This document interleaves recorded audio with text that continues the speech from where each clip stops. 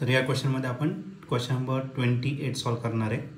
A parallel plate air capacitor has capacitance C farad, potential V volt and energy E joule when the gap between the plate is completely filled with dielectric. तर सुरुवातीला air capacitor दिलेलं आहे ज्याचं capacitance C farad आहे, potential V इतकं आहे आणि energy E joule इतकं दिलेलं आहे. ओके, तर त्या गॅपमध्ये जर आपण कम्प्लिटली डायलेक्ट्रिक फील्ड केलं तर काय होणार ते आपल्याला या ठिकाणी फाइंड करायचं आहे. हा क्वेश्चन 2017ला आलेला होता.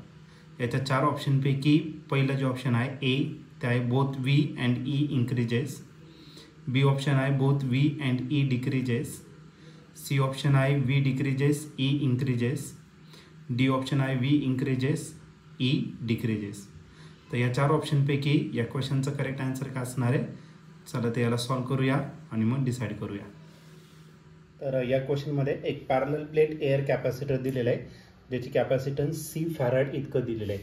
C एअर कॅपॅसिटर दिलेलं आहे, त्याचं कॅपॅसिटन्स C इतकं दिलेलं आहे आणि याचा जो फॉर्म्युला जर घेतला तर तो असेल A ε0/D.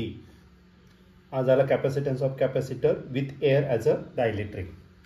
त्याचं पोटेन्शियल डिफरन्स V वोल्ट इतकं दिलेलं आहे, एनर्जी E जूल इतकं दिलेलं आहे. ओके, आणि हा जो गॅप आहे प्लेट आणि याच्यामधला तो कम्प्लिटली फिल करायचा आहे डायलेक्ट्रिकने. ओके, आता डायलेक्ट्रिकने जर फिल केलं तर आपण त्याला CDने रिप्रेझेंट करू आणि डायलेक्ट्रिकचा जो फॉर्म्युला आहे capacitance of capacitor with dielectric त्याचा फॉर्म्युला आहे A ε0K/D. K is the dielectric constant. हा A ε0/D जो आहे तो काय C आहे. मग capacitance of capacitance with dielectric तो काय असणार तर C टाइम्स K असेल. म्हणजे या केसमध्ये आपला जो capacitance of capacitor with dielectric तो इन्क्रीज होणार किती टाइम्स तर K टाइम्स इन्क्रीज होणार. मग capacitance of capacitor with dielectric is more than capacitance of capacitor without dielectric. Without dielectric म्हणजेच आपलं काय तर एअर असेल तर. ओके, तर आता आपल्याला काही क्वेश्चन्स दिलेले आहेत. तर ऑप्शनमध्ये पहिलं जे ऑप्शन आहे V आणि E. V म्हणजे काय? V असेल आपलं पोटेन्शियल डिफरन्स आणि E जो आहे E काय आपला तर एनर्जी आहे. तर E इन्क्रीज होणार का डिक्रीज होणार तर याच्यावरती आपल्याला या ठिकाणी डिस्कशन करायचं आहे.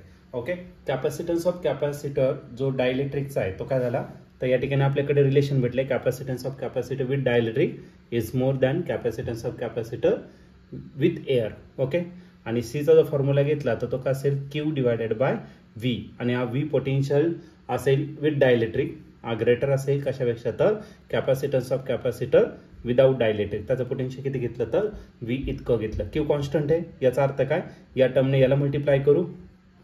Q/V इज ग्रेटर दॅन काय असेल Q/VD. Q कॅन्सल होणार कारण तो कॅन्सल आहे म्हणजे V इज ग्रेटर दॅन काय असणार VD. म्हणजे पोटेन्शियल जे आहे पोटेन्शियल डिफरन्स विथ डायलेक्ट्रिक काय होणार तर डिक्रीज.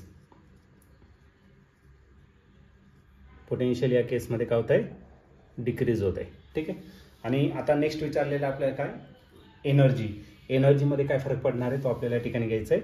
एनर्जी घेतलं कॅपॅसिटन्स ऑफ कॅपॅसिटरचा तर तो फॉर्म्युला काय तर 1/2CV². ओके, तर या केसमध्ये चार्जेस तुमचे सेम राहणार आहे. ओके, आणि आता आपल्याला एनर्जी तो पोटेन्शियलवरती कसा आहे तर डायरेक्टली प्रोपोर्शनल आहे. पोटेन्शियल एनर्जी आहे जो आहे तो डायरेक्टली प्रोपोर्शनल का असणार V².